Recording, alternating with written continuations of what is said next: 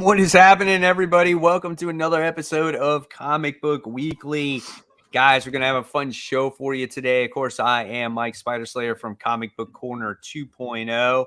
And then we have Kat Comic Uno. Welcome. Hey, guys. And then we have Brant Fowler, who kicked off his new YouTube channel called Only Good Comics. Yeah. What's up, everybody? So congratulations on starting that channel. No, it's always a big journey. You know, it's a big task, but the most important thing is like you got to have fun with it. You know what I'm saying? Absolutely. Yeah, yeah. So and we've been doing this for so long, so it's just like oh look, it's just another channel. Right. You know. But yes, as always, guys, we're gonna have a great show for you today. The agenda is we're gonna talk about the comic books first from this past week. Then we're going to talk about our comic book habits of what we do when we go to the shop. And we love for you guys to chime in on that. We'll take a lot of your questions and comments live, probably more than usual this week. There's not a lot of news topics whatsoever. No. Yeah. Or comics. So it's a light show. So hopefully you guys can sit back, relax, enjoy. And of course, make sure you give this stream a like and a thumbs up on Comic Book Corner 2.0 and Comic Book Weekly. It really helps it. We really appreciate it and all the support. So let's get started and let's kick this off with the big books this week, which is there wasn't too many either. So many big books. It was rough. I think I bought 7 and I still didn't read them all. I read 5. I got 8. I finally got more than you this week. Yeah, y'all are gonna be shocked. I didn't read the Wonder Woman book, and then I had Ant, which is the Savage Dragon book, but it's just not that good. So I was like, but let's. How many did you get, Brant? 13. 13. Believe it or not. I don't know how you did it. Oh man, God. So we got a couple people on though before real quick. We got Anime Geek is on there, 611. Cage 17 is on here. Tevia is on here as well. So like I said, we'll get to that comic shop talk a little bit later on. Looking forward to hearing everybody's thoughts. But yeah, all right. Let's kick into these books here. So let's talk about Superman World of Apocalypse. Brant did not read this book. You didn't have to. Yeah, and Kat did, which I'm actually surprised that you did. There's no books. So I was just like, because I thought this was gonna be like a precursor to him coming back.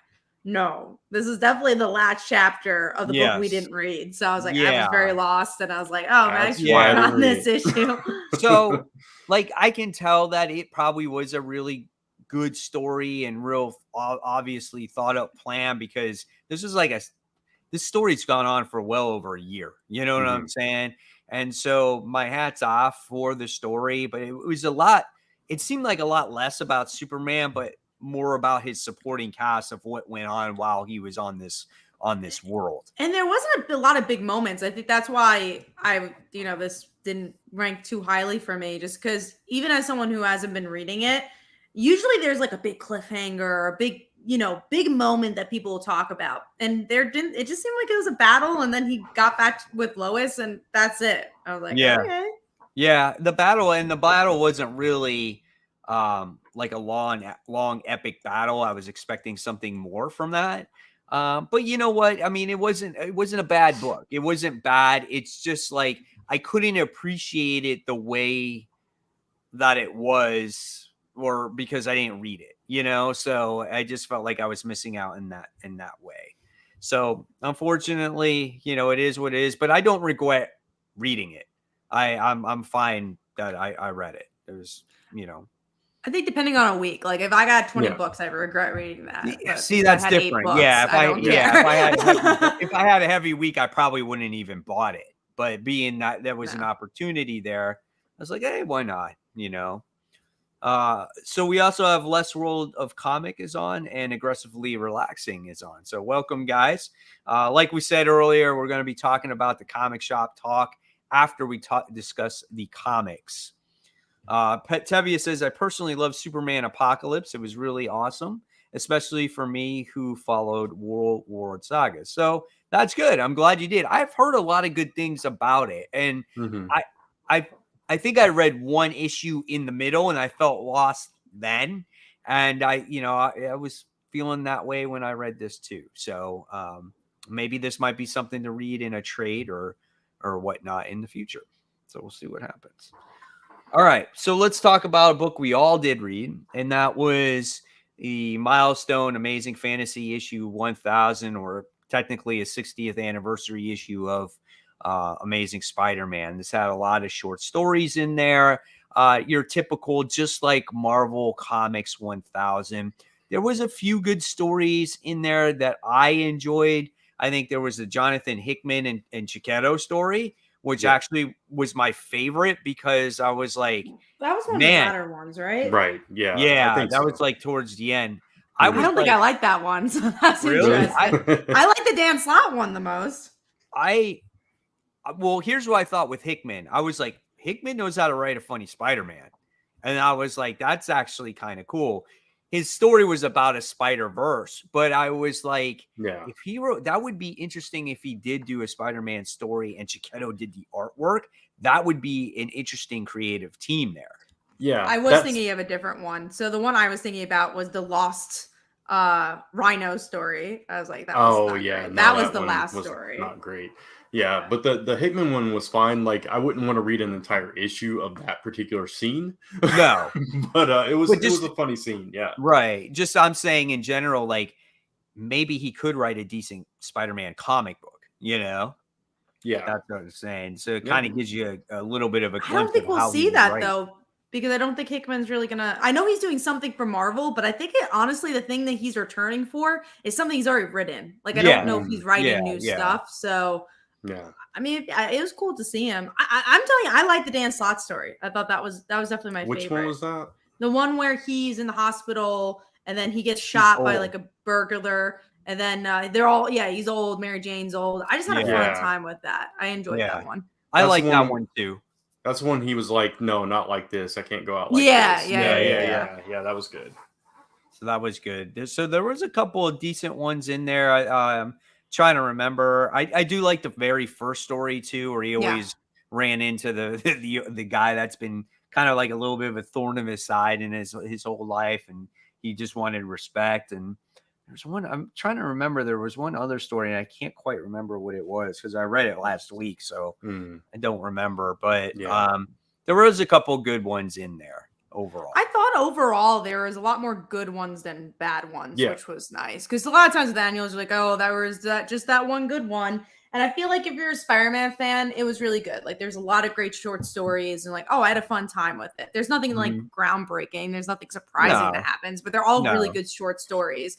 If you're not a fan of Spider-Man or not a hardcore fan of Spider-Man, I think this is skippable. Just because, Yeah, I didn't love the Neil Gaiman one. Oh, me either. I didn't really like the Neil Gaiman one too. I mean, I understood that one. I think I liked that one. It's the one where he met Spidey as a kid. You know, he was reading and all that. I did like that one kind of because I was like, it seemed a little off. I mean, I like kind of like the concept of it. Right. Like it was like, oh, I knew you when you were a little kid. Do you remember me? And he was kind of like playing it off as he didn't. And then he gave him like his little toy. Paper toy. I thought that was kind of cool. It was neat, and I'm sure it's pulling from some real life experience for him, kind of in his introduction, which was cool. It was like, I don't know. There were better stories in it than that. Right. I agree. I started losing steam once we got to that last half of the book, and I don't think there was anything that was so amazing. I think with a good anthology, you always have to have your best stories in the beginning and your best story in the end, because then you're like, oh, you finished off strong, you remember it well, and then obviously the first story that kind of hook you in. And I don't think this did that, but I guess that's okay. We do have a couple of questions. I just don't want to forget about them. John Walker asks, is World War Hulk going to happen? I think there's like a sequel coming out for it. Yeah, I think we talked about it a couple weeks ago. And then the other questions from Less World of Comics. Do you like She-Hulk? I still haven't watched it. I will watch it at some point. Brent, you have watched it? Are you caught up? Yes, I am. I watched episode 2. And I Okay. I text Brant and I'm like, I went to go watch episode 3 and I'm like, wait, isn't it Wednesday? Like, why? Where's episode 3? And he's like, comes out on Thursdays. Thursday, I'm yeah. like, shit. So I still haven't watched episode 3 yet. Gotcha. Because No, we it's were a- going to watch it back to back. And then I just Right. wound up watching that second episode. It's a good show, and I think you'll like episode 3 too. It's Cool. all about Abomination, so Oh, yeah. Sweet. That's Yeah. cool. So, Infamous Mike Manhattan says, which is funny because Gaiman's 3 years older than Spider-Man. Ha ha ha. I think he's Then a we lot got- older than Spider-Man. Parker Luck says, what's that? What's up, guys? I hope that as well as a great show tonight, that you all had an awesome Labor Day weekend of 2022. I will enjoy this for sure. And later I will be reading Superman versus DS trade. Yeah, so I had a good Labor Day weekend. I mean, I didn't do much of anything, which is actually nice for a change, since I'm always running around like a crazy idiot. So it was just nice to just kind of mostly. The only thing I did was grocery shop with my family, but it was nice just to just chill and just relax a little bit. I agree. I did a lot of nothing, which I don't remember last time I did. So that was nice. I had 2 wrestling shows over the weekend. Well, there you go. That's what I was watching, WWE and AEW. So At least we filled our weekends with stuff that we enjoyed. Oh, Mike Manhattan asks, did you guys hear about the drama over the movie Don't Worry, Darling? I've been telling all my friends about the novel of what has been going on with that. There's a lot of drama, and it's been a lot of fun on Twitter. And it's kind of nice to have some drama where it's not earth-shattering. It's just kind of fun tea. And I've been having a lot of good time with that because I like Which Harry movie is this? Styles. So this is the Florence Olivia Pugh. Wilde. Yeah, Olivia Yeah, Wilde. okay, There's a yes, lot I have. going on with it. Lisa was Probably filling not me the in. topic for this show, Yeah. and it would take too long to explain everything. But yes, I have, and I'm literally, I had like 3 people ask me today, Kat, explain everything that's going on. Yeah, With there's this drama, some 'cause I Shia wanna LaBeouf know. stuff mixed in that too. and, Yeah, Chris all kinds of Pine. stuff. There's a Yeah. lot. All There's right. another question here. Yeah. Are you guys going to New York Comic Con? Yeah, I actually will have a table at New York Comic Con this year. So I'll be an artist alley. Yeah, not me. I'm quite far away, so I Me end up too. going. Very far away. Yeah. All right, so let's move on then. Let's dive into our number 5. Brant, what was your number 5? By default, the variant was issue 3.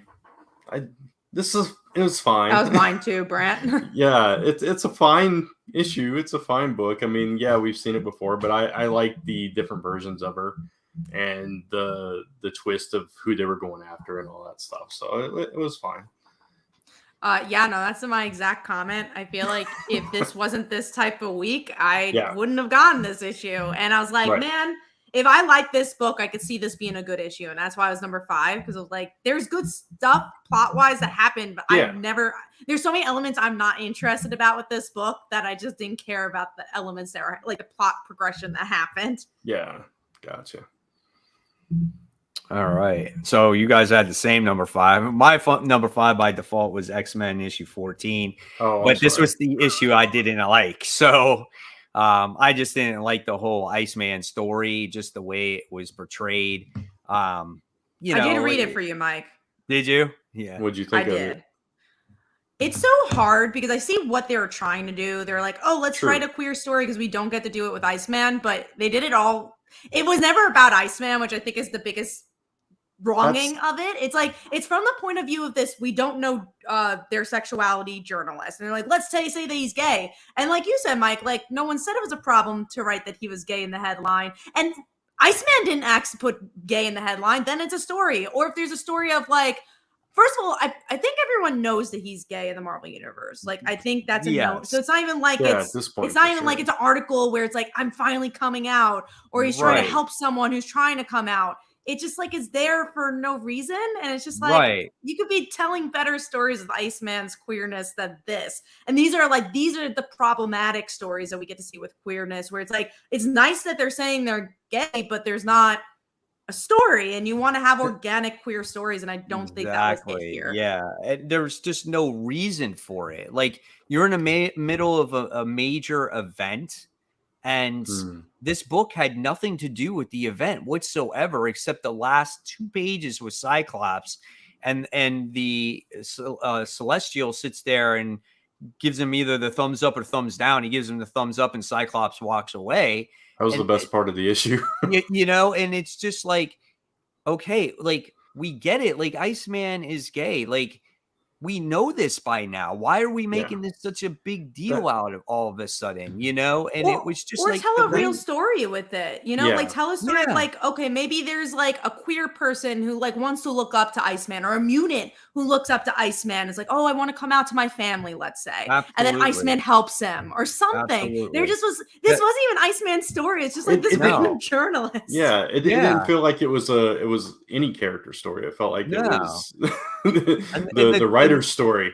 Right. And the journalist was like, well, if we don't write that Iceman's gay, I'm not pulling the story, you know? And it's just like, I don't know. What are you trying to prove on this? And like Kat said, and like I said in my review, like, that's fine that he's gay. I don't have a problem with it. You know, I had a couple people, most people supported my review on it, but people were like, oh, you're showing your true colors. And I'm like, what true colors? I'm like, I am totally fine with any character possible, but it's the way you write the character. If that's not character development screaming out that he's gay, character development is, like you said, having someone look up to him, having Iceman be in a relationship. That's a story. Like, you see straight relationships all the time with, like, say, Jean Grey and Cyclops. That story was developing for years, their relationship. Why can't Iceman have a relationship with somebody else in the X-Men, or see his struggles while trying to have a relationship? You know what I'm saying? That could be the article too, where it's just like, oh, we should talk about, you know, whatever. Maybe like they out his relationship and he didn't want that to be outed, or vice versa. Maybe he wants to talk about his relationship, but they're like, oh, you can't because it's with a guy. Like, that's at least a story. This felt like, and that's always been my struggle with Iceman's queer stories. I wish that he would get a good queer story, because I feel like the Brian Michael Bendis thing was not well written. And then I haven't read the Cena Gray stuff. I know a lot of people liked it. I don't have a comment on that. At least a queer person did write it, and I hope people related to it. But then, like this again, these type of stories where it just feels like a little unorganic. I do hope for Iceman that he gets a good story, and then a good queer story, a good whatever story. But it's sad that they don't really know what to do with him. And I think that I would love to see them do something nice with him. I loved how they showcased him in the book. You know what I'm saying? But it's, I don't know. It was just, it didn't feel like a story about anything. It felt like a commentary to the people that have a problem with him being gay and saying, deal with it. That's what the story read to me. Exactly. And I just don't think that's the best way to handle it. That's why I got pissed off when they said small-minded, because they're like, oh, if you can't accept that he's gay, then you're small-minded. And then that's what they said in the book itself. And I'm like, man, is that kind of like a slap in the face to people? But that's not even the issue. It's like, I think we're fine with him being gay. It's the way it was handled, and it's the way his character's been handled since. That is the problem. Exactly. So it was just a frustrating issue that way, you know. And when you call it a tie-in and it had nothing to do really with what was going on in the book, in the event, that just makes it an even worse event than it already is at the moment, you know. So yeah, definitely. It makes me happy that I'm not reading X-Men, because I was just like, oh yeah, I'm still not interested in this story, because I'm like, you know, sometimes you feel like you're missing out and you're like, oh, maybe I'm missing out on this series. And then I read it, I was like, nah, still not a lot going on here. No, I mean, at least the last issue actually had something to do with the event, as boring as it was. It did. Yeah, absolutely. All right, so let's move on. Let's talk about a book that, at least personally, I thought was okay. Thunderbolts issue 1. I enjoyed it. I love, first of all, I love the artwork. I love the coloring in it. I did like the action in the book. I loved how Clint wanted to get together the team, but it wasn't the West Coast Avengers. It wound up being the Thunderbolts, and it wound up becoming this brand, and it's playing off the heels off of Devil's Reign. And I felt personally they did a nice mix between introducing the team and showing what the team was doing at the same time. and we found out that Hawkeye wasn't the original pick for the leader. It was actually Monica Rambeau. And I was like, oh, wow, that's insane. Overall, I liked the book. I thought it was very entertaining, and it was probably one of the best team books that I have read in quite some time. Yeah. Oh, you go on, Brent. No, go ahead. I thought that the Hawkeye stuff was good, just because, like, if you've been following Hawkeye, they really like circle back to the Fallout stuff. They circle back to like his past 5 years. It was like, oh, it feels like if you read Hawkeye, this feels like a true continuation. Right. I liked it. I think it kind of has this old school vibe. It has a almost West Coast Avengers vibe. Mm-hmm. But I also don't know if me personally was sold enough to say I need that second issue. Like, I like that I got it because it was a light week, but I don't know if it's like, whoa, give me issue 2. Also, it was really connected to Devil's Reign. Yeah, I didn't like. Yeah. And I appreciate that, how Devil's Reign actually means something. You know what I'm saying now, because you're getting the ramifications off of that, and Luke Cage has to deal with the Kingpin's mess, and the only team that can be in, was it New York or Manhattan or whatever it is? New York, yeah, is actually is the Thunderbolt organization. Yeah. Tissy asks that they skipped the book, but would you say it's worth picking up? I think you should make the decision, like, pick up issue 1 if you love it. It's definitely not a bad book. I think you'll at least think is okay to good. Yeah, if you like a little bit of humor in your books, but not too much, it kind of rides the line. I think you got enough drama to tie you into the Devil's Reign stuff, but enough humor to be like, if you've been enjoying that kind of Hawkeye content for the past few years, then you'll like that. It was interesting because, it starts off with them trying to reform the West Coast Avengers. Yeah. And then gets the call about Thunderbolts. So you have all that too, and referencing the previous series with the reality show with Kate and all that. So there's a lot of tie-ins, and for like old school fans, they play on the feud between Hawkeye and US Agent going way back to the 80s and 90s. So I thought that was cool. That was a nice little nod. But yeah, it's like, I don't know if that tone will keep me long term, but it was a fun issue. I did really enjoy it for what it was, and I'll definitely try out the second issue. But like, if it's a bigger week and it doesn't keep grabbing me, then it could be problematic. But we'll see where it goes. Yeah, you got to see where it goes in the long term. But yeah, I think Jim Zub wrote it, and I think he knows his stuff pretty well. I'm trying to remember. Did he write Champions, the original series? Did he write the original? I know he wrote a run of it. I can't remember if he was the original or not. Gotcha. But no, I mean, like I said, I liked it. I thought it was fun. It definitely in a week where nothing really came out, to me, this was the standout book for me. So that's where it was. All right. So let's talk about, you guys read the Death Ranger. Now, personally, the Death Ranger thing kind of looked cool. He was actually in my top 10 comic book covers of the week last week. Nice. He didn't win, but I thought he looked pretty badass. And I don't know where he's from or what he represents, but you guys can, I'm sure, fill me in. Yeah, he they told his origin stories a little bit here, but the Death Ranger is actually Jason. So that was interesting. Oh, weird. Yeah, so in that other Mighty Morphin, that's like what he became. And I guess this is the earlier version. I didn't love this. No. There's a lot of like mythology explainy stuff. And like, I just like the character mode. Yeah, it was very boring. And I'm like, this doesn't really relate. It kind of relates a little bit because there's a character named Andros who's in both series, and it kind of explain him, but not enough for me to like it.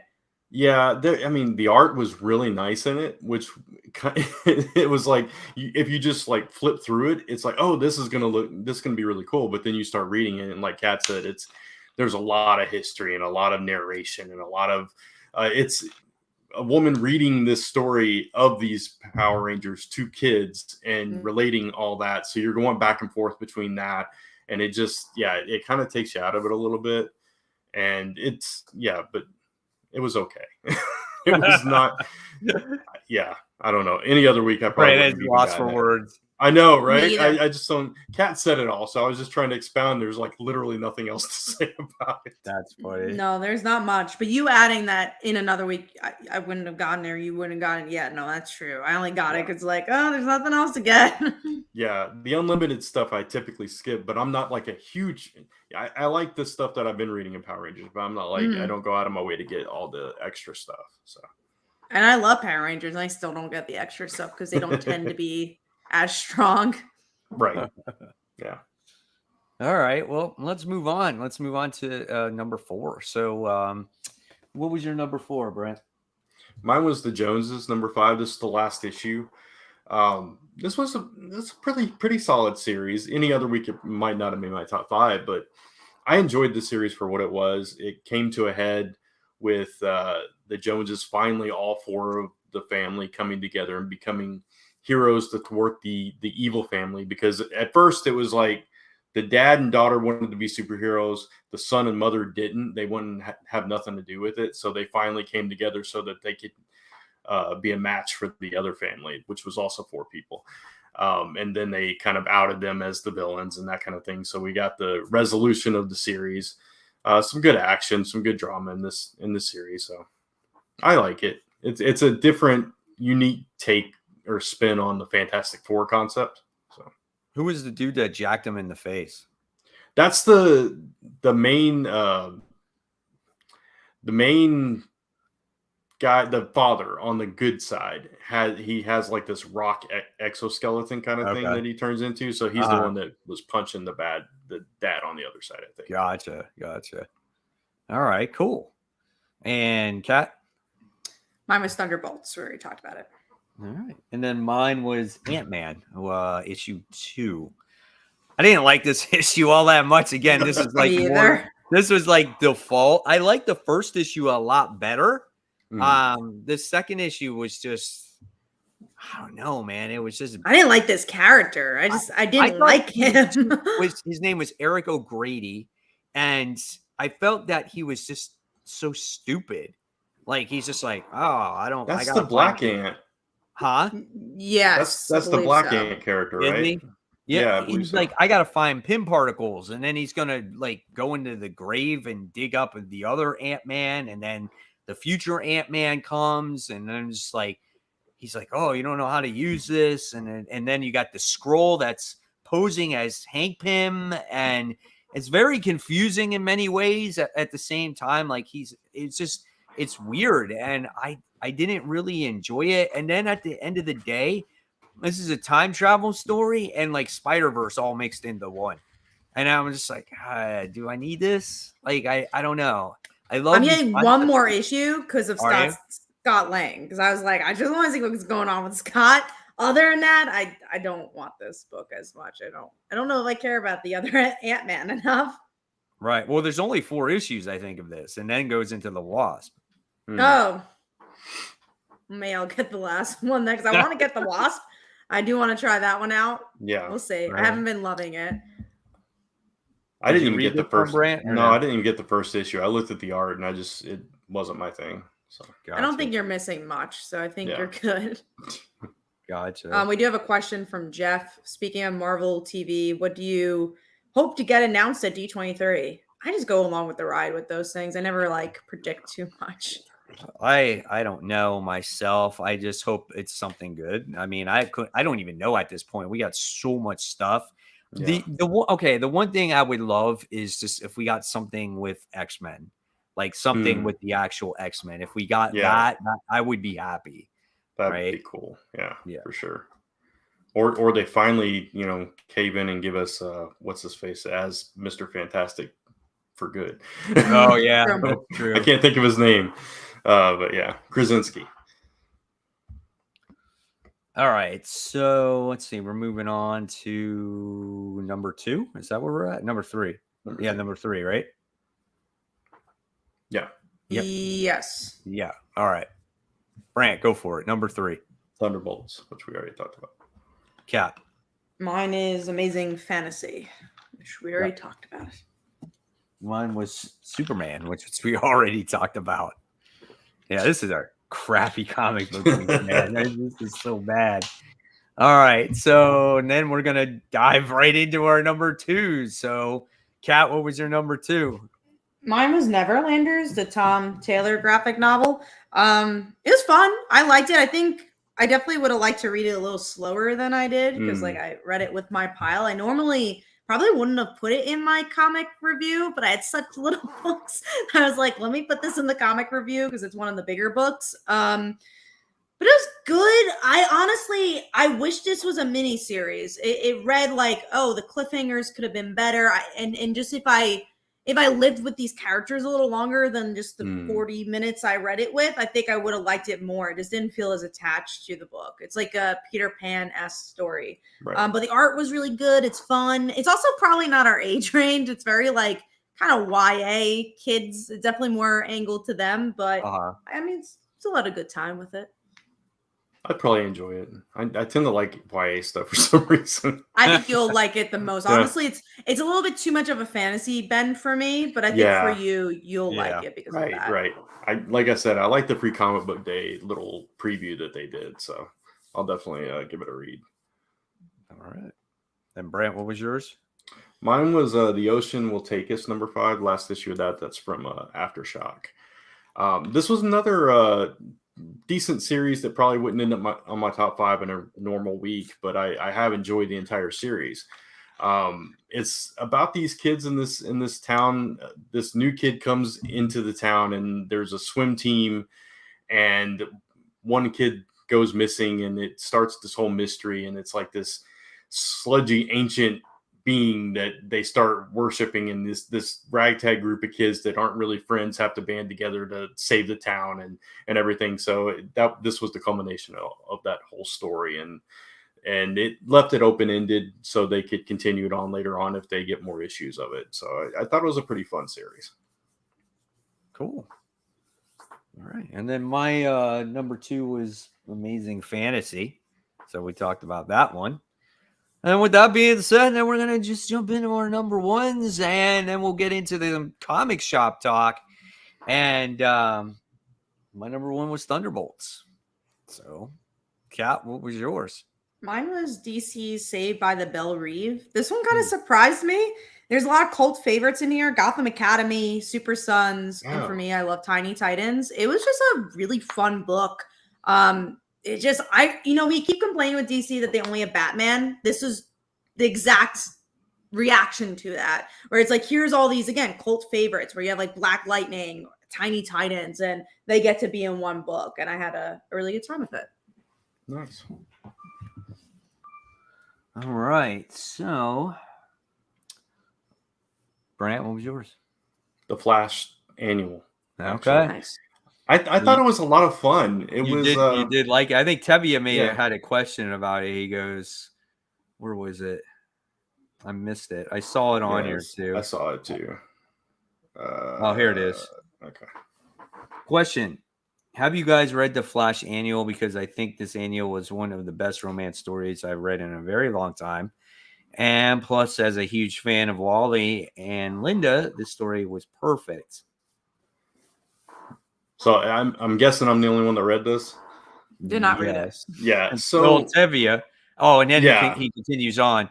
Also, a bonus: Linda Park is pregnant with Wally's 3rd kid. Possibly. Yeah, possibly, and it shows Marvel are wrong. And should let. Oh my God. Yeah. Tevye, get over it. It's like every week, man. I saw that about her being possibly pregnant. I saw an article on that. So the premise of the story, Linda wrote a book, and the book is based on all her adventures with Wally, but it's, different characters. I forget what his name is, but his last name's East instead of West, and that kind of thing. William East or something like that. And so she turns it into a romance novel that goes into like this spacefaring adventure that she gets tagged, she tags along on and stuff. And Wally's reading it. So like he's sitting on the couch reading the book while she went somewhere, and it jumps back and forth showing his reaction. And he's like, binge eating and stress eating because he can't wait to read the next page. So I thought it was cute. It was fun. And then you end with the cliffhanger of she might be pregnant. So I just had a lot of fun with it. It was the most fun thing I read this week. So nice. I'm happy to hear it. We also got a couple of questions. Let me scroll up before we get into our big topic. Let me see. Saw a couple. This is from the bronze page. Hey guys, the store is bad as I hear. Well, me and Michael have different opinions. But I'd say yes. I did not like it. I have What not was seen that? it yet. Oh, the Thor, movie, the Thor movie. Thor. Listen, Yeah. it's not my best movie that I ever seen in my life, but I did enjoy it. It was entertaining. Like I said this about Marvel movies, I think last week. I think this phase was about them just dealing with the aftermath of all and everything that had to do with like Endgame and stuff like that. And it's kind of like a lull in the Marvel movies right now. And then things are going to slowly build back up again because you can't have every single movie be an Endgame or an Infinity War. It's just not going to be that way, you know? And I think we've gotten spoiled. When you look at when Iron Man came out, the same thing I said this last week, when you have Iron Man that came out, you know, no one had any expectations for that movie, right? And it just kind of blew you out of the water. But when you go back to it, you're kind of like, yeah, Iron Man is good, you know, but it's not a very exciting movie at the end of the day. Just kind of kicked ass because you never saw anything like that before, you know? So I like that's the just my Iron thing. Man's a bit of a character piece. That's why I It's you- definitely, and same thing for Shang-Chi. Like, I think that's a good character piece and had good You action. appreciate Tony. Yeah, you appreciate Tony But Stark. Thor, I don't know. We have Matt Beard, Parker Luck, who says, I have a good question for you all. With the life stories from Marvel Comics, Spider-Man, Fantastic Four, which character do you think will be next? I'd love to see Hulk. I think that'd be cool. I don't know. Yeah. I don't know. X-Men maybe? X-Men would be X-Men- good too. Like the X-Men original. Cool. Yeah. Yeah, that'd be interesting.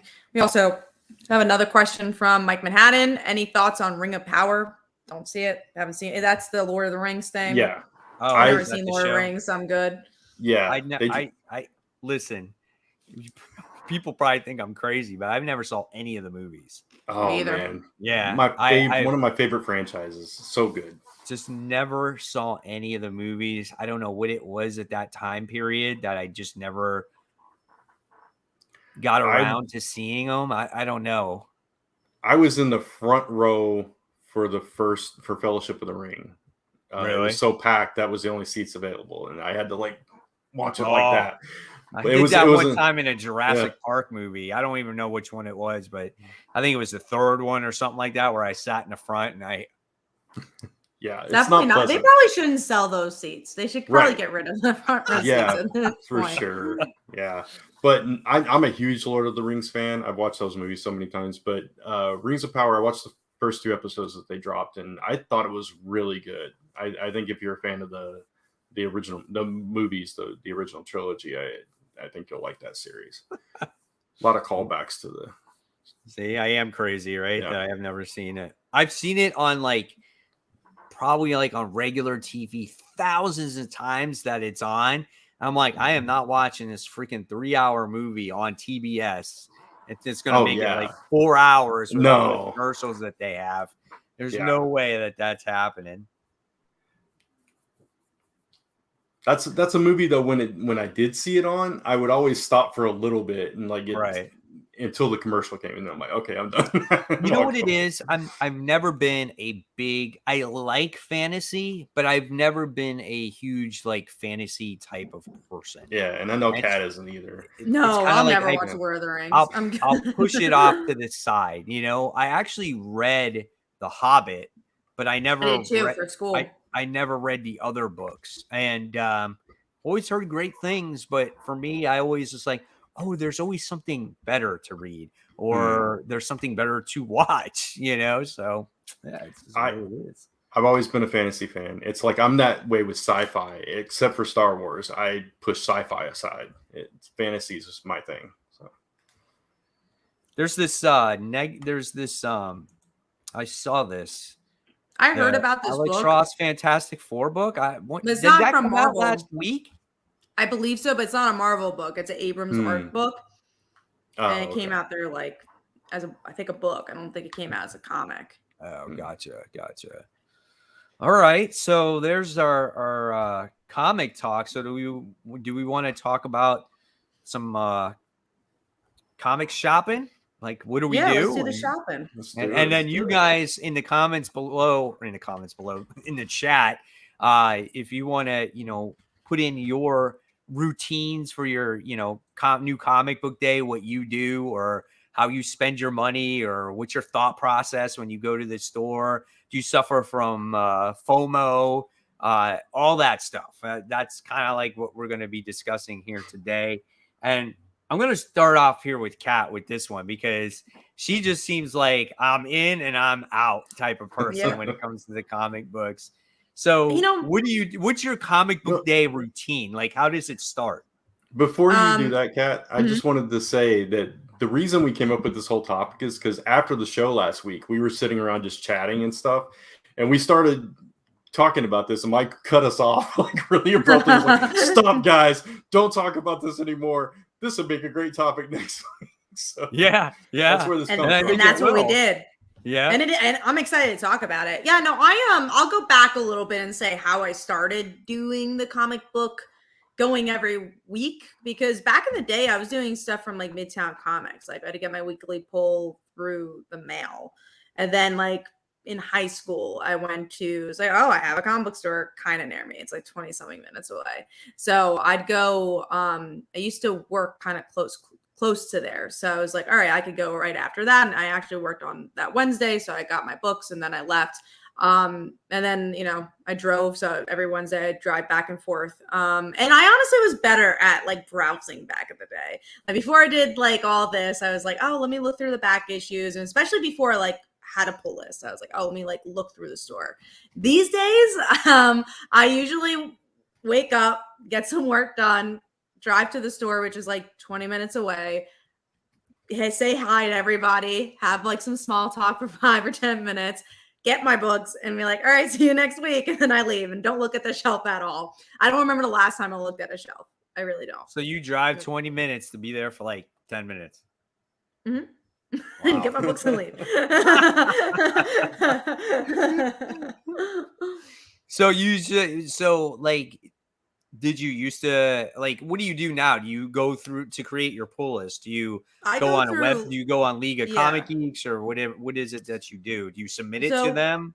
Yeah, so I'll usually go through League of Comic Geeks for the whole month and look through that just to kind of get a gist of what's coming out for each week. And then the week before, I'll go on Midtown Comics to see, because they have like a pretty exact list of what's coming out too, and look through to see if anything's been delayed or whatever. Most of the time they're not. Or I'm like, oh, I kind of forgot that book. Let me add that. And then I'll give my final thing on that Wednesday. So that Wednesday, I'd give it for the next Wednesday. So that Wednesday night, I'll email my pull list for the next Wednesday. And that's kind of the gist. I see online what I want. Because I feel like when you're you have your ear to the floor a lot of times with comics. It's like, what do I need to look on the shelves for? Maybe if I want to look at the interiors, but most of the time I get the advanced copies, so I already know what the interiors look like. So I'm like, I don't really need to look at the shelf. I already kind of know. I already like flipped through these before, so I just grab my books and go. And no interest in getting back issues or anything like that? Like, no, just because of the room. Because if I'm getting something that's old, I'd rather get a trade. I rather collect it where it's easy to read. So if I'm getting a back issue, I'd rather do it at a Comic-Con actually. So if I go to a Comic-Con, I'll get like more rare back issues there instead of at the shop. Just because like that's kind of where I would rather get it. Gotcha. Here's a question. Hey guys, would Kat and Brant consider doing a comic haul video like Mike does on his channel? I would watch. No, you kind of do yours though with your review. Exactly. So if I did a haul, it'd be a waste of time. It's the same thing. So I'm already like reviewing every comic that I'm reading. So yeah, I wouldn't do that because I'm. But check out Kat's review. She does it on Wednesday, right? Because she reads all her books on Wednesdays, and then she does a countdown with them, right? You do? Do you do? Yeah, you still do the countdown. And she talks about all the books. So if you want to see what she picks up, that's the way to do it. Now, Brant just started his channel, so I'm sure he's still trying to develop content. It's just a matter of him organizing his content and what he's going to do with the channel. Yeah, and also this kind of ties into the way that I shop right now. Like mine's kind of a mix of DCBS and picking up things to fill in. And I saw Steve Kimpton posted about DCBS. Mine, I do weekly shipping now, but mine doesn't always get here on time. And sometimes it's even like a week late. So I can't really rely on it. So sometimes I even have to go digital to make this show. you know so it's kind of hard for me to do a timely haul because my all my books don't come together and at once. But I'm kind of contemplating going back to the comic shop route, so if I do, maybe I'll think about doing one then. So you've been going to the shop, well, you've been doing a lot of orders for a long time now through the mail, Yeah. right? Right. Yeah. I mean, I used to do the shops like exclusively, and I started going to comic shops when I was 13. And at that point, it was like every week. And I had a certain amount of money that I could spend every week. And I would go and I would do the whole back issue diving thing and walking the shelves and doing that whole thing until I learned about pull lists. And then I started doing the pull list thing. But now, when I do go to the comic shop, it's usually, like I said, to fill in the gaps. Or if Lisa's with me, we'll browse a little bit. She likes to look at trades, and I don't really look for back issues anymore. I'm more like Kat in that regard. If I'm going to get something older, I search for the trades or the hardcover or an omnibus or something like that. Now, you used to buy everything, though, didn't you? Yeah. Like, I remember You got a lot more. When we first got together doing this show like 10 years ago. Yes, it's been that long, maybe longer, I think, when we were doing this show. And you said that you used to buy like everything. Yeah. Oh yeah, everything. I would my pull list was so large. it would be like stacks, like big thick stacks every time I go in the comic shop. It was crazy. I had a problem. So Parker Luck says, when I go to my comic book shop, that one went away. Sorry about that. Go. When I go to my comic shop, I usually look at the newest graphic novel releases, then look at the newest of the week, then chat with a few other shoppers who are there and find out what their likes are. You must be there for 2 to 3 hours. Yeah, so, I'm not there that long. Maybe like 20 minutes. So here we got a question here. It says, what's the name of the new channel for Brant? It's right there on the screen. Yeah, it's Only Good Comics. Only Good Comics. Onlygoodcomics.com will take you right there. Yeah. So my journey when it comes to the comic book store, I've been doing these comic book haul videos forever. I'm at 547. But my whole thing is when I started going to the shop when I was a kid. And one of the crazy things is if there's a shop that I have no more shops to go to, I don't think I will buy comics anymore, because I am a person strictly driven on the shop, right? I don't believe in shopping basically online for comic books, whether it's eBay or, DCBS or all these other places. That's fine. They're all in business. That's great. You're supporting comics. It's just me. There's something about going to the shop that makes New Comic Book Day special, right? I agree, for sure. Like I said, I get if that's your only option to read. I totally understand it. I'm not going to hold it against you. This is just me. And there's something special about the hobby. And whenever there was no shop around, I stopped reading comics altogether. When my shop opened back in 2007, 2008, who was like one of the first people there? This guy right here, right? And so I went there, and I've been going there ever since, Comic Central. And every week, just like you guys, like I put together a pull list from League of Comic Geeks, and I do it weekly. I don't do it monthly. And then I send the email to my shop, and they pull the books for me weekly. They're really cool that way. That, you don't have. There's not many shops out. Many shops do that. I do have a separate pull list, and most of the time it's the independent books, because they only order so many copies. So they said, if you want to guarantee your independent comic book, make sure you order it and put it on your do the pull list. FOC. Right, exactly. So I do that, and I do an FOC as well. And I'll go to the shop every single week, and my books are right there. And just in case they miss, I go through every single book. I go through every single shelf. I make sure that I didn't miss anything. Then, of course, there's the variant covers, because I love everything about the hobby. Not only do I read every single comic that I get, I love collecting books for their cover art. I also started collecting CGC books because my shop started getting some in now as well. And so I love everything about it. I love collecting the old back issues. I like going through those boxes and finding some of those books that I never had in my collection. You know, those books that you dreamed of having when you were a kid, like the grails to you, like, you know, like Wolverine issue 1 or, you know, Spider-Man issue 300. And there's always those special books behind the counter that I look at every single week. And there's more than one. I'm sitting there debating, which one should I get? Should I get this one? Should I get that one? You know, I'm always looking at shit like that. And it's so hard. I'm always debating. Then I go to the CGC case. I'm like, should I get this one or should I get that one? And then the biggest thing is that you'll go and you buy one and you're like, oh, I'll buy it next week. And then the next week, it's fucking gone. And I hate that. I'm like, oh, should I have bought that when I had the opportunity? But I'll buy everything. I mean, I'll buy whatever I like at that moment in time.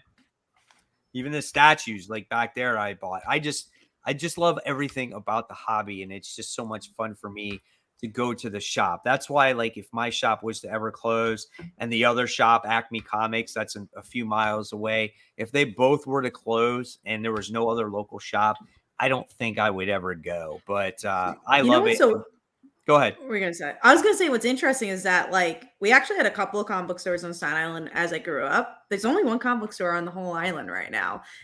There was one called Comic Book Jones for a really long time, and I actually did a signing there, and that was like much farther from me, so I went once or twice. But my store has been around. It moved around places. Back in the day, it was in our mall, and now it's in like more of a neighborhood area.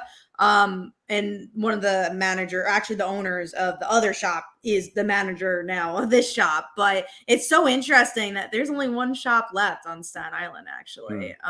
But we have such a community of people. Like, we do like a Comic-Con at the local high school. So I always run into people who, like, I literally went to CVS next to my business partner's house, and one of the the people that are always at the shop, one of the customers, I ran into him and was like, "Hey, Kat, how's it going?" And I was like, "Hey," and that happens a lot. Like, I'll go places, it's just like a customer that also goes to JHU that I talk to at the store, or like I'll see the owner like at the mall and say hi. It's just like such a small.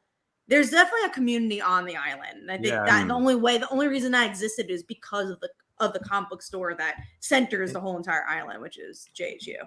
A big factor for me has been like where I live, and also finances came into play a lot. But like when I grew up in Lexington, Kentucky, and there were like a bunch of shops. And so I had a lot of choices. And like I said, I would go every week. I had the shop that I settled on was called Collectibles, etc. And I think they're still there. I think they have 2 locations. And that was like my shop for years, on and off. But then I moved like to a smaller town that I had to drive like 40 minutes to get to the comic shop. And I just couldn't. And so then I fell into a crowd where I was doing comic related at the time. And we had a shop that was like an hour and a half away from me, is run by the Blue Line Pro guys, which are friends of mine. And they had an amazing shop. And if I lived near them, I would go to that shop like all the time, because when we'd hang out there, it was just so much fun. But then like I moved to a small town in Texas, and we had to drive another 30-40 minutes to get to a shop. And so I started doing DCBS. Now I'm closer to shops, so I have that option again. That's good. So it's just been kind of that kind of thing. So, but I do love shops. I just don't, as I've gotten older, I have a lot less patience than you, Mike, I think. Yeah. So I couldn't imagine spending that much time like searching for back issues. I used to do that all the time. Well, the good thing though about my shop is that we have quite a few stores. Comic Central, my shop, is a very small, it's not overwhelming. I like the shop because of that. Like everything is right there. You turn your head and it's just like behind the counter. There's these. They have a very small amount of back issues. It's like maybe 2 tables worth, right? It's a selection. Acme Comics has a whole showroom full of back issues. That's like JHU. That There's is so many overwhelming. boxes. Yeah, It's too yeah, overwhelming. exactly. There's not just 2 tables. There's so many back issues. I'm like, I would never even start looking there because there's just so many boxes. Like I can go through this in like 20 minutes if I wanted to, just to see what they have. And I'm like, oh, that's good. And then like their important keys are always behind the desk. So it makes it super easy. All their trades are right in the back of the building, right in the room. And it's super easy to navigate through. And, you know, that's why I like my shop so much, you know. And the other cool thing that I like too, though, it's kind of fun. I have like fans of the channel that show up at the same time because I always show up at opening.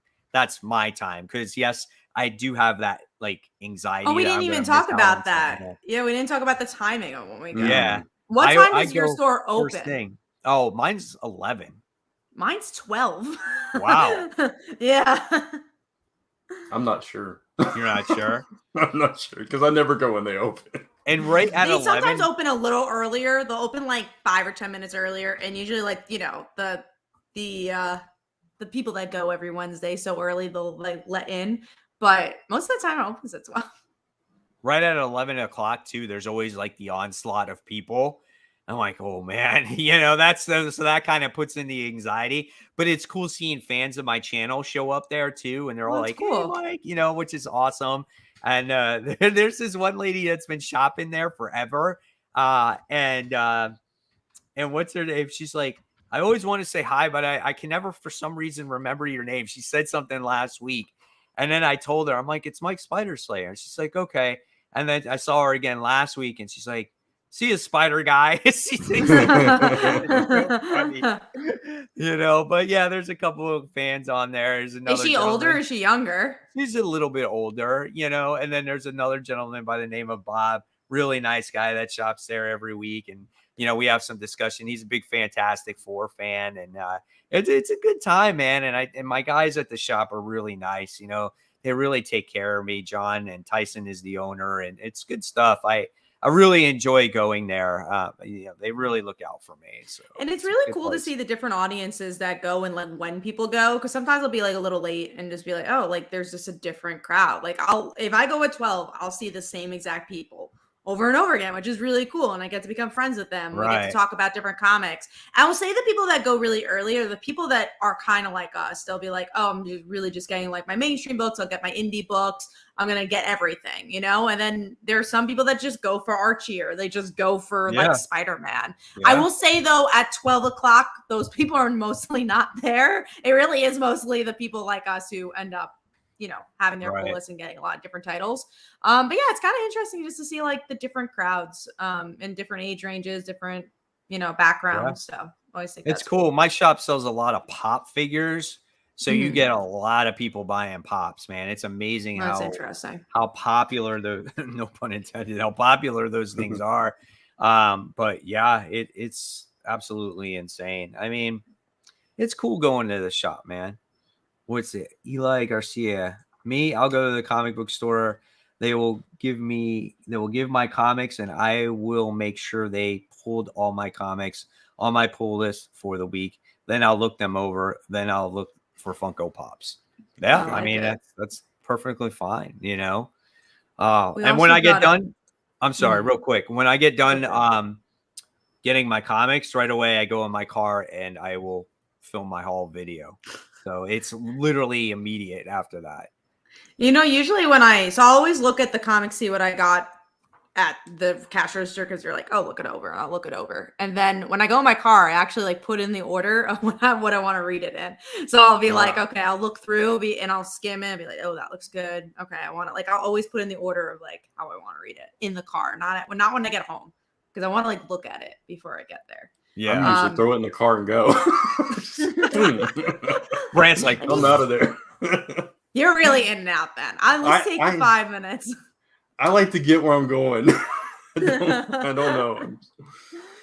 Well, I always tell you guys this. I don't know if I tell the channel this. Wednesday's my me day. That's the day that no one could bother me. It's the day I'm like, I go to the store. I lock myself in a room and read my Dude, books see, and do my thing. I wish I could do that. So like my YouTube schedule is so basically scheduled around my work schedule, right?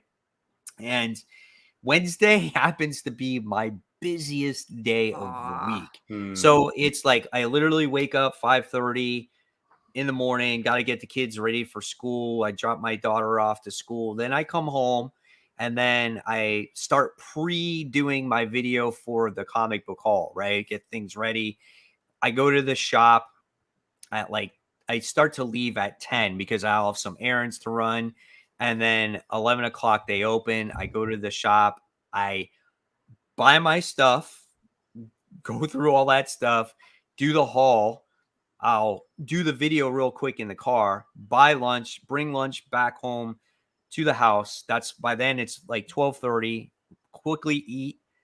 Got to go pick up my daughter because Wednesday's early release day. So I go and I pick her up, come back home, change because then I got tennis lessons and tennis classes from 3 o'clock all the way till 8 o'clock.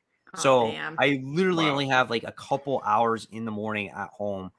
And I have no time at night to read my comic books. So when do I read my comic books to do a video the next day?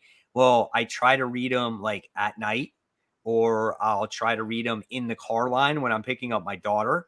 So I try to find any spare moment to actually read these books. So that's how I'm able to, get these videos done. So yeah, it's tough. It's a busy new comic book day for me.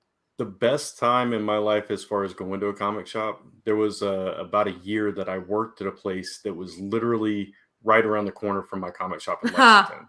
And so on my lunch break on Wednesdays, I would walk to the comic shop, get my pull list, go back to work, put it in the back of the office, and then I was good. That's when I was buying all the comics. So my pull list was then huge. you could not read them all that day. No. I think that's one thing I've also been happy about, which is weird to say, because like I remember when I was starting to read comics, I would only have like 7 to 8 because it was like during the time of like Brightest Day when I was really getting into comics. Like I've read comics all my life. That's when I was like really going to the comic book store. But then like in the middle somewhere, I started getting like 20 books a week. And now I'm in like a happy zone. I like how many I get. I don't feel like it's too overwhelming. It's like 12 to 15 is my happy place. I don't like it when I get like 9, but I like 12 to 15. I like 12 to 13 books. Like last week was ridiculous because 12 to 13 books means that I can get something else that I want. So and it's reasonable too. And you get to read them all. Right. So like whether it's some cool key back issues or a CGC book or something like that, like I can buy something else because like I said, not only am I a reader, but I'm a collector and I love the hobby, man. I've always loved it. Sure. And being that I'm an adult now and I can get these books that I normally couldn't get when I was a kid, I love that. I love that while I can, because there's going to be a time where unfortunately, I'm not going to be able to spend that money anymore, and it's just the way it is. We get older and you're going to have less disposable income, and you might have to spend your monies elsewhere. There might be priorities elsewhere. And, comics can take the back seat, so just collect while you can. For sure. Debbie has a question here. Isn't CGC a ripoff? That's whatever you feel to you is fine. Like if you collect comics to read, that's fine. If you collect comics for variant covers, that's fine. If you collect comics just to collect them, that's fine. However you want to collect or be involved in a hobby, there's nothing wrong with it. It's not, to me, CGC is not a ripoff because you enjoy it. I love the way they actually look in their case. I love it for display purposes. Like I have them hung up here. They look gorgeous. But if you ever wanted to sell them, they have a higher value than raw comics do if their grade is high enough, right? So I don't feel that they're a ripoff, and it definitely gives the person, if they want the comic, a guarantee of what it is. You know what I'm saying? So, but raw or graded, I like these comics just the same. We do actually have a couple of questions. I'm going Yeah, to go catch for it. up. So Tizzy the Great says, do you guys look for variants as well? There is a whole wall in the back where they do have some variants. There's sometimes when they catch my eyes. I do get variants, but I usually know the variant I want to get before, like it's on my pull list That's me, usually. yeah. Like I don't Same. go looking for it. Same. Yeah. And I don't buy variants to buy them because it's a 1 in 25 or 1 in No, 50. you like the Right. the look of it. Of Exactly. course, the Yeah. artwork that is on it. You know, it's that cover art that you can appreciate. I mean, there Especially was that DC. time. What's that? Especially DC, where they actually have the variety. They usually have like 3 covers, and they're all Right. pretty much the same price. So it's like, why Right. not get the book that you like more? You get the cover you Yeah. like more. I was always that kid. Oh, I'm going to buy the book for the cover. That's Mhm. kind of where it was, you know. I like that stuff, you know. You don't know how many Dazzler books I bought because she was on the cover. So there- Mike with Black Cab before he started reading it. Oh yeah, Exactly. I would just buy black. I buy Catwoman just for Catwoman covers. Like Yeah. I don't even Yeah. read the book, but I think whoever ever draws, like Jenny Frison draws her, right? But now it's Zoza Micah who draws her now. She's doing this series and she's doing a couple of the Poison Ivy covers. My gosh, like it's pure artwork. It's gorgeous. It's absolutely gorgeous. For Here's sure. a question. What are your guys' money limits on comics? Mine is $30, Ooh. $30 to $35 max. I actually don't put a limit because I don't usually buy that much. I never get to a point where I'm like, oof. It never gets to a point where it's like $200, you know, like the most I'll spend is like $100 a week. And it's honestly usually like $30 to $50. I don't put a limit, but my wife probably wishes I did. Mine is, when it comes to new comics, I try to keep it like 60, 70-ish, maybe a little more. It always depends on the week, right? I mean, Right. so that's what I try to do. And then obviously the back issues and that stuff is separate. The good thing is about my shop is that if with every, $8 I spend, I get a stamp. And when you fill up a stamp card, it gives you $8 in store credit. Well, I fill up those cards quite quickly and you can stack them.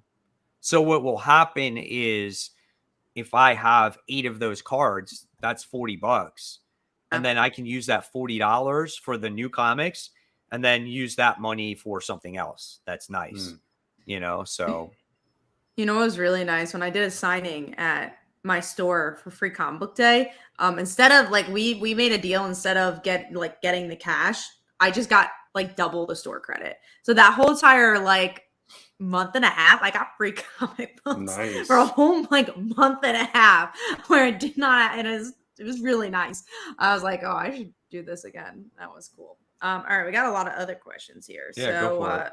Tevia, in the same vein, asks, do you guys think variant covers are a waste of time? No. Not if you enjoy the art. Nice art. No, if you like the art, it's fine. I mean, it's one of those things. It's just a matter to you of how much money you want to spend and if it's worth it to you. I don't go searching for variants to sell them. Yeah. In fact, I don't really buy comics to sell them, especially new ones. If they're always worth more money, then that's fine.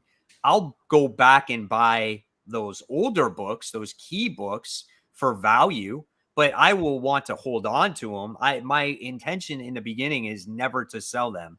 I will only sell my new comic books when there becomes a point where there's no more space, like I did with my garage sale. But for right now, when it comes to all my older books and CGC books, they're not for sale because I currently enjoy owning them. Jeff asks, is there any series that came out this year that surprised you? For me, it was Alice Ever After. I feel like all the books I enjoyed, I knew I was going to enjoy. So, but maybe there was something that surprised me. I don't remember. There's 2. Life Zero, which was for me, and one of Brant's and yours, Kat, is Do a Power Bomb.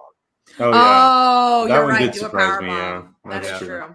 There you go. That I didn't have any expectations for, and it's been so good. Did you have any, Brant? I mean, that's definitely one of them. Man, I'm trying to think. I probably 8 Billion do. Genies for me too. Which one? Yeah, 8 Billion Genies was good. Yeah. I had a strong suspicion that this book might be pretty good, but I've really enjoyed it for me, at least personally, me. Yeah. I don't know. I'm drawing a blank. There It's probably hard is something because I'm we not read so thinking of. much. It's hard. Right. Yeah. Yeah. We'll do our end of the year best of comics, and we'll figure it out then. um, Consensual send slot says, "Is Comic Central the home of the Comic Den channel?" That's a question for Mike. What was that? I'm sorry. I was reading Comic another Den, comment. the Comic Den channel, is that your comic book shop, the home of them? Have you heard of them before? No. Okay. So Comics Den. He's another local in the area. His name is Angelo. Really nice guy. Him and his wife started a YouTube channel recently. He's a comic book seller. So he buys collections and sells them, and then he sells on Whatnot as well. He is he goes to Acme Comics, was the other shop that I tell you about. So when he does his new comic book day videos, that's at Acme. That's the huge store that I was talking about. I go to the Comic Central, and it's kind of cool though, because when you go to Acme Comics, they're like the mega store. So they'll have like everything when it comes to variant covers and stuff like that. And there is a bunch of guys that show up there at Acme. And I've been there a couple of times when the store's open, and these guys are awesome. They just, I went there one time. They're like, Mike, Spider Slayer. They made me feel like I was a freaking rock star or something like that. Nice. And they were just like talking with me and stuff like that. And it was a great time. And I ran into Angelo, and he was just like, Mike, he's like, wow. He's like, I love your channel. And this is when he was getting started, and really great guy. If you should check out his channel. Him and his wife are really nice people. Willie asks a blanket question. Do you guys have time to do anything? No. I don't think any of us have time to do absolutely anything anymore. No. And it's gotten worse over the years. Yeah, for sure. Let's see if there's anything else. What's the oldest comic you own? My dad owns like a lot of old comics. So I don't personally own those, but they're in the vicinity. I have a Tales of Suspense issue. I don't know when it takes place, but it's the second appearance of Black Widow. So I do have that. It's in bad shape though, like bad shape. But I think it's like early 60s. That might be the oldest book I own, maybe. I don't know. I don't think I have anything quite that old. But I've sold a lot of my comics over the years. So I don't. Yeah, there you go. Okay, let's do these two other questions and we'll get some news. Mike Manhattan says, have you read Starhenge by Liam Sharp? I have not. I did not. I bought the first issue. It just was like kind of weird for me. So I couldn't get into it. All right. Did you read it, Brent? No. All right. Last question for now. The bronze page. You are an organized reader, Kat. When you put your books in order to read, do you try to out the bad ones last? If you can guess correctly, the bad ones just by fast glance. No, I usually do it in like number 3 or 4 so I can get it out of the way. Like I won't say the bad ones, but the ones I'm like least looking forward to, where I'm like, yeah, I guess I'm still holding on to this book, or like an event book or something. I'll put like as 3 or 4. So it's not the last one. The last one I usually try to do something that I enjoy a lot, but it's not like, oh my God, I legit can't wait to read it. It's kind of, I have high expectations for, but usually the ones I can't wait to read are number 1 or 2 because I genuinely am excited to read it. So what about you, Brant? How do you read? Like, what is the first book you always read?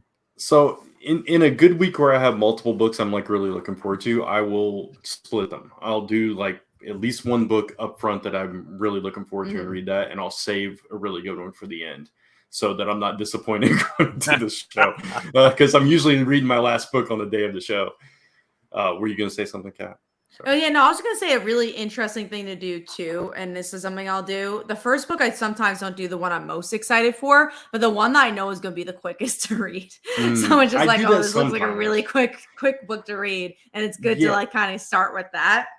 Sometimes I do it as an in-betweener for me. Yeah, okay. Sometimes if I have a limited amount of time, I'll like, get a couple of books that I think are going to be quick reads, and I'll stack those together. But I try to, like, space it out a little bit so I'm not just reading a bunch of mediocre or lower books in the middle, so that I can, go on this like, okay, that was good, okay, that was okay, that was good, okay, yeah. So I try to do that. Yeah, And you no don't want to matter read what, all the for bad me, ones in the end. Right. no matter what, whenever Spider-Man comes out, it's always the first book I read. Really? Yeah, and it was like that when The Walking Dead came out. It was always the first book I read. Always. No, it doesn't matter. But I'm kind of like you. Like if I have a long book that I just got done reading, I'm like, I need a short book after this one. Yeah. I sometimes do those anthologies first too. That way it's like, all right, that's I split those up. I did it with Amazing Fantasy. Okay. I read like half of it and then I put it down and came back to it later. That's smart too, because you're not getting tired of it. Anthology book, and then you read what's it called? Kirkman's Firepower. So, exactly. You know, Firepower tends to be one of my first books all the time because it's always so freaking quick. Right, and it's usually a book I'm looking forward to. Right now, though, it's not that great. No, it's not. I got one question here.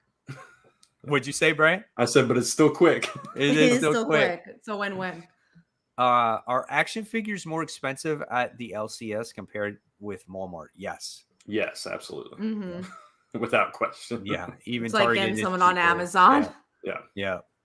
So everything's going to be cheaper at those type of places. But yeah, if you guys have more questions, build them up now because we're going to do the news and it's short, and then we'll get to some more Q&A.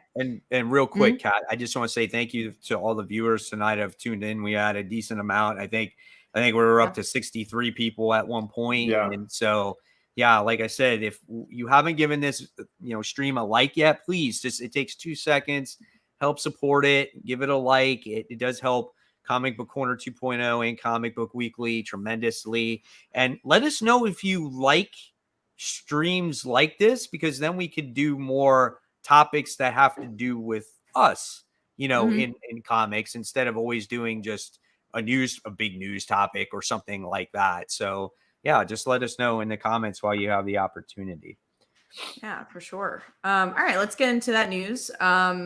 First up is actually something that came out today. Miss Marvel is getting a dark web tie-in, which is not a surprise because she's in a Spider-Man right now. And, she had a TV show. Like, I don't understand why she doesn't have an ongoing book at this point. That doesn't make any sense to me either. Yeah, she's always had close ties to Spider-Man and Miles. So both Spider-Man, I should say. I didn't even realize why I didn't mark this either, but it's just like it was just happened. Like I added it like an hour ago. Oh, okay. I like the Miss Marvel team up books that's been going on. I think that's been a pretty solid read. And I was like, man, I wouldn't mind seeing Miss Marvel just do a team up book with a different character, kind of like she did, kind of like Spider-Man did back in the day. Just call it Marvel team up, but have Miss Marvel be the main character of it, going on different adventures with a different character. I think actually that would be a lot of fun. I mean, I like it for the time being, but I do want to see her story continue. And that's the issue with the team ups, is that she's not really doing any, it's not as much of a plot, I agree, but at least this would be something with her. At least she wouldn't be off the grid. You know what I'm saying? Yeah, it's definitely better than nothing. And why does Miss Marvel need a dark web tie-in? Because she doesn't have a book. Yeah. If something like that got popular enough, I forget which one it was. I think maybe it was Marvel Presents that Wolverine basically took over, and they told his whole Weapon X story throughout that issue or at that book. I mean, that would be an excellent idea. So let's get into the next thing. The only other comic news piece, which is DC's getting another distributor, but this is for international packages, it seems like. It's actually good though. Yeah. It gets it gets people and comics into different people's hands. So I think the distributor, if I read correctly, was in Canada. I think so. I think it's going to help people in Canada get their books and that's good internationally. And hey, if it gets DC Comics in people's hands and it helps DC Comics, I think that's a good thing. Exactly. All right, well, let's get into some media news, which is Harley Quinn gets a season 4. which I love Harley. There's been, no secret about that. I am shocked this got a season 4, not for the sake of, like, obviously the show is great. It seems like people are watching it, but everything's getting canceled. Everything is, being not on HBO Max. I was shocked that Harley Quinn, an animated show, got a season 4, but I'm very happy because I love the show. I marked this because I wanted you to talk about it, Kat. Thank you. I'm happy for you that this has got a season 4 because you enjoy the show so much. So that's great. And because at first it wasn't going to be announced that there was going to be another season. So yeah, that's good. That's good stuff. So hopefully this season it will be good for you. Here's a question. Yeah, season 3's been so good. So and we only have 3 episodes left, and I think season 4 will be great. Here's a comment. No, not this one. Here it is, right here. So besides superhero lovers, what was your favorite comic character from before you began collecting comics? As to you having a personal section in these videos would be awesome. Awesome, thank you. So besides Spider-Man, you're saying? So like the ones that. What's the question? Spider-Man is the obvious for I think all of us. Yeah. So was there a character besides the main ones that maybe you felt like what helped your comic obsession? I mean, I love Spider-Girl. That's an obvious for me. I love Kitty. That was obvious for me. Teen Titans. Okay. I was gonna say G.I. Joe. Okay. Yeah. That was one, like when I went to my first comic shop, that was one of the things that I saw that kind of solidified that I was always going to go to comic shops, because I never knew a G.I. Joe comic existed, and I was a huge G.I. Joe cartoon fan. So it's like I saw that and I was like, oh, those were the first back issues I ever bought. So I bought a bunch of back issues of G.I. Joe.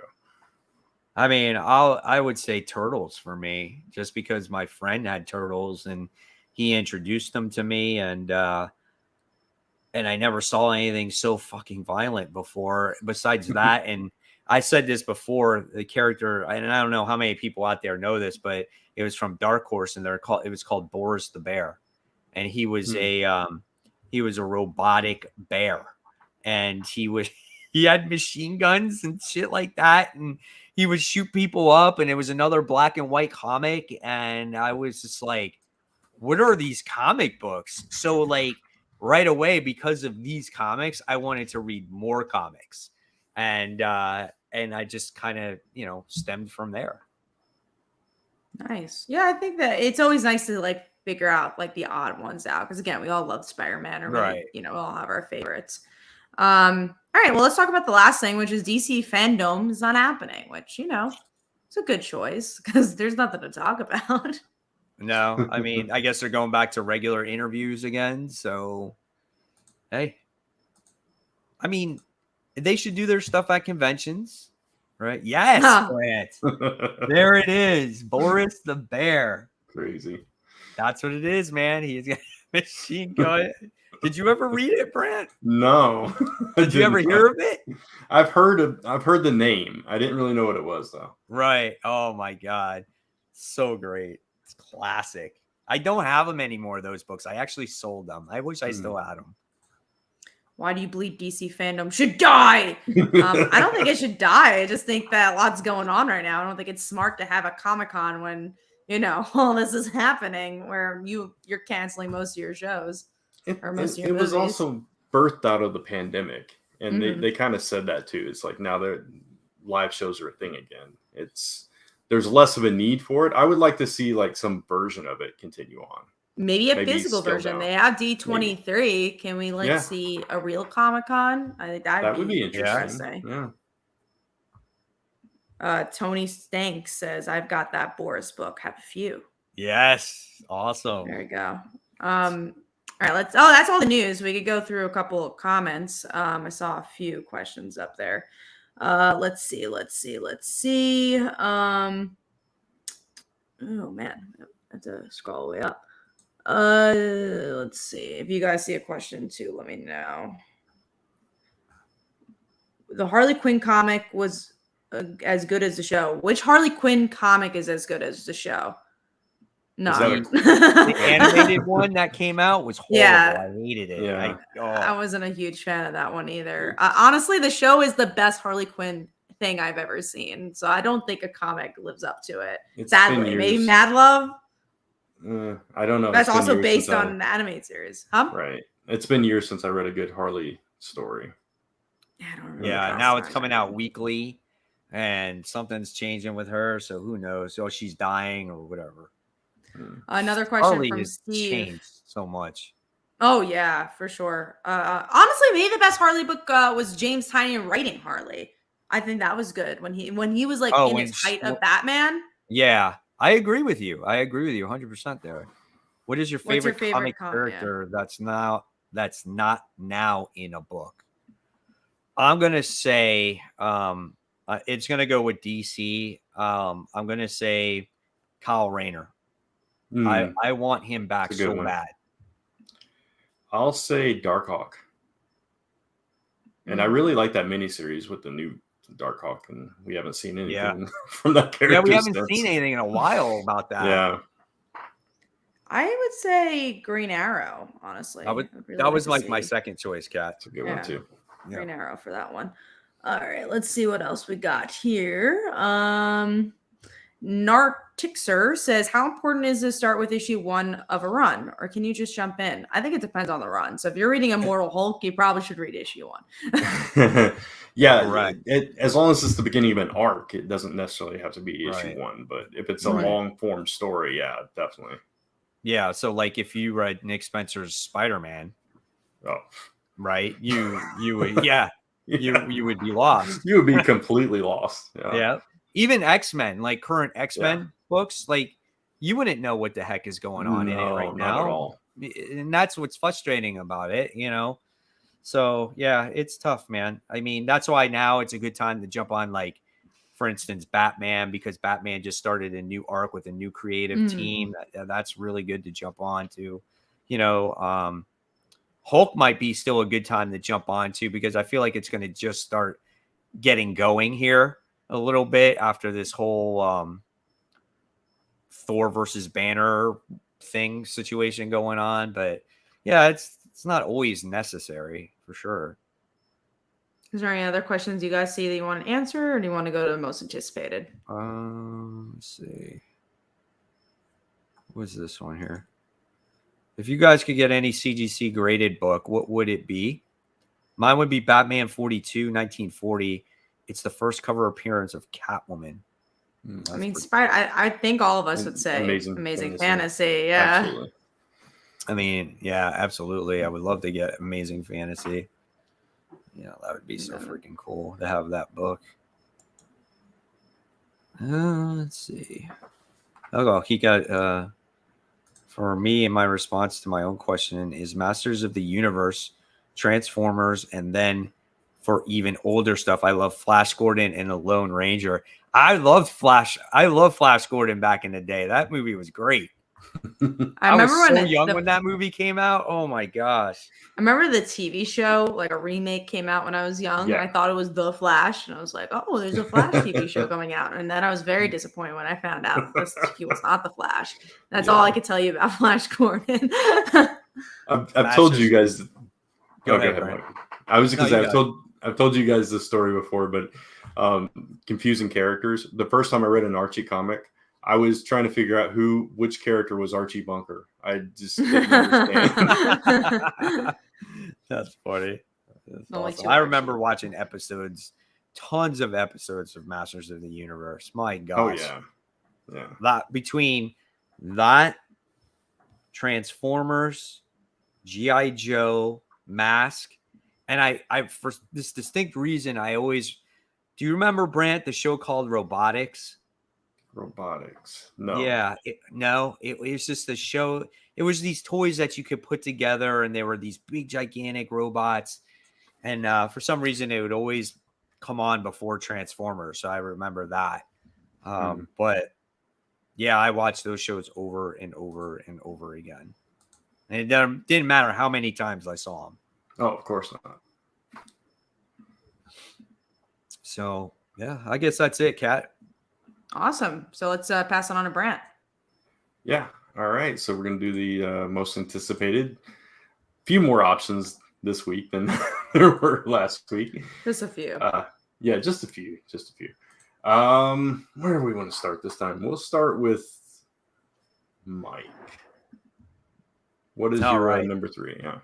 Number 3 is going to be Dark Crisis issue 4, or Dark Crisis Infinite Earths number 4, if we want to call it that. I've liked the overall event right now. I mean, when you compare it to Axe Judgment Day, this is Oh yeah, where it's compared at, to man. that I mean, for sure. The phone book is a little bit more interesting than Axe Judgment Day right now. Yeah. I mean, this is pretty good. There's a lot of things going on in this book, and I like it. So I'm definitely anticipating it. Next is The Punisher issue 2, another real good book in my opinion. We get to see, Frank Castle just, in his early years, how he's always struggled with being bullied, and then him being the bully himself and not being able to manage maybe his anger issues and stuff like that. And then, we got his wife that he found out kind of what this place is. And he tried to escape it, and he took his wife with him, but his wife was automatically dying. So now he's forced to stay here to keep his wife alive. And I love this book, and the artwork is good. And he's going to be fighting the God of War. He's fighting Ares in this next issue. Best Punisher book I've read in a long time. Oh yeah, it's so good. Yeah, so good. And then we have Batman issue 127. Next issue with Batman fighting Failsafe. There is another character that's involved, and you find out in this issue that on who created Failsafe. And I did a spoiler video on my channel on who it was, because I read the preview pages, and it tells you in the preview on who it actually is. And it might surprise you a little bit. The pacing good. Like usually we're so used to like Kindred. We're used to like these villains taking like 50 issues. Yeah. Like, nah, we're just reveal it in the next issue. I like that. Yeah. It's really good. Jorge Jimenez's artwork is gorgeous in this book. And things are just getting started for Chip Zdarsky here. So I can't wait for me to read this whole issue. It's been great, man. Yeah. This is the only book that's on all 3 of our lists, by the way. Yeah. and at a different spot. Yeah. That is funny. Yeah. So we'll go to you, Kat, and see where it lands on yours. Number 3 for me is Dark Knights of Steel, Tales from the Three Kingdoms. It just feels like it's been a while since we read something from this universe, and I want to. And also, there's a lot of cool writers that are involved. Like the writer of Fence is doing something. Obviously, you have Tom Taylor, and I'm excited to see these characters from a different perspective. So, that's number 3 for me. Number 2 is Batman, for all the reasons Mike said. And it's just been such a good book. It's been really consistent. I've been loving where that's going. And then number 1, obvious, New Champion Shazam issue 2. I love that first issue, and I can't wait to see where it goes. Nice. So Batman's my number 3 for all the reasons. New Champion Shazam is my number 2 for the reasons you just mentioned, Kat. So my number 1 is Erratic Recharge number 1. I really right. I really love. I can't wait to hear. You got to buy the issue just so all 3 of us talk about it. No, I will listen to you guys. I gave that book a shot. I promised myself. I said no more after the series. You'll have to tell me what Blondie does. But I can't wait for her to make her appearance, man. Right? I hope she's on the first page. I hope they're like, "Do you love me or not?" Right? Yeah. That's what it is. On again, off again relationship. I know. I'm excited to hear the details of that book through you guys, because I'm not reading it. Unless she's like the main character and like does a 360. I'm good. She becomes erratic. She becomes erratic, exactly. Those are all of them, right? Yeah. One quick question. Do we have a question? Another topic. Do you meet local creative people at your local comic shop? I am the local creative people. He is the creative person. And Brant's also the creative person as well. They both create comic books. So they meet each other, I guess. We do. I feel like because comics is such a small world, if I do, I've normally known them from like something else. Like because the internet and indie comics are so small, it's like you just kind of know everybody. So if I see them, it's like, oh cool, I know you from Twitter type thing. I've actually never been recognized from this show or anything I've Really? published That's ever. crazy. One time for one of my podcasts years ago, but that's it. So That's nuts. I think now that you'll be doing more cons, or if you're doing more cons, you'll get it more. I would say, like, honestly, it happens at least once a show. It's either for this show or just something else. It always happens. That's why I'm shocked that it doesn't happen for you. It happens for this show in particular too. Like I've gotten like at least 5 or 6 people come up to me saying they watched this show, like from like different signings and stuff like that. It's cool. I even got someone even recognized me when I was at MegaCon. Like I was searching through back issues, and then someone was like, "Mike Spider Slayer, what's up?" I'm like, "Oh my god, for real?" Like, what are the chances? Like, it's kind of weird sometimes. Just, I think you're gonna get a lot more, Brant. I'm the other guy, so nobody recognizes me. I don't think you go to as many conventions. That's I think true. That's probably the reason. That is true. And you don't go to the comic store, so there's not as many opportunities. There you go. You know what you just need to do? You just need to be get out of the house. I'm Brant Fowler. Give me some credit, damn it. Right. Just go to the comic book shop. You need to know who I am. Yes. Yeah, and that's the way to make friends. I actually I was walking the city, and there's this man. We were taking a picture of something else. And this man's like, "You want to take a picture of me?" And we're like, "Who are you?" He's like, "I'm famous." I'm like, "Who are you?" And he said he was the mayor of the meatpacking district. And we looked him up, and I guess he was famous for what he did for New York City. So you could be like that. And you can be like, "Take a picture of me," and be like, "Why?" It's like, "I'm Brant." You know who I am. I'm Brant. You know who I am. Look this up. Oh boy. All right. So I guess with that being said, that's it. This was a really fun show. Kind of, change of pace this time around. We appreciate all you guys, tuning in, shooting some questions, shooting the breeze with us. So you guys have anything else going on before we close it out? Yeah, I'm always having something going on. We do have a Kickstarter coming up, but we don't have the pre-launch page, so I'll talk about that next week. It's for enamel pins, so if you like being fancy, you can check that out. And then I'm going to be at Jersey Pride in Cherry Hill for a Pride event on Sunday, so I got that going on. For me, you already mentioned my channel. I'm going to share it real quick. My new channel. I've only got one video up there. It's an intro video, but it's a fun one. So go watch that. Onlygoodcomics.com. You can check that out. And I just put up a new episode of my wrestling podcast today, the Awcast. You can find that at allpodcast.com. And one more thing is not for me, but it's for us. And we don't ever talk about this. So I want to remind people that if you do like our channel, we got merch. So go check it out at comicfrontline.myspreadshop.com. You can find that. Nice. So that way you could be wearing that at the next Comic-Con. And we'll know when you recognize me and come up. Yes. Brant should be wearing that at the next. There you go. That's true. And he should be like, we should actually make them with our names on it. Yeah. And there should be a Brant one, a Cat one, a Mike Spider Slayer one. And then Brant would have his name on the back and on the front and be like, "I'm Brant. You know me now." We could even put these little avatars we get on the screen on them. Yeah. See, always coming up with ideas. It's good stuff. All right, guys. So yes, we're gonna sign off. Thank you so much for watching. Of course, like we said earlier, if you like this stream, please give it a thumbs up. It helps so much, and it takes only a second. And if you don't want to miss anything from us when it comes to this stream as well, hit the bell. Because we do go live every Tuesday night around 10:15-ish every Tuesday. Of course, subscribe to both channels, Comic Book Corner 2.0 and Comic Book Weekly.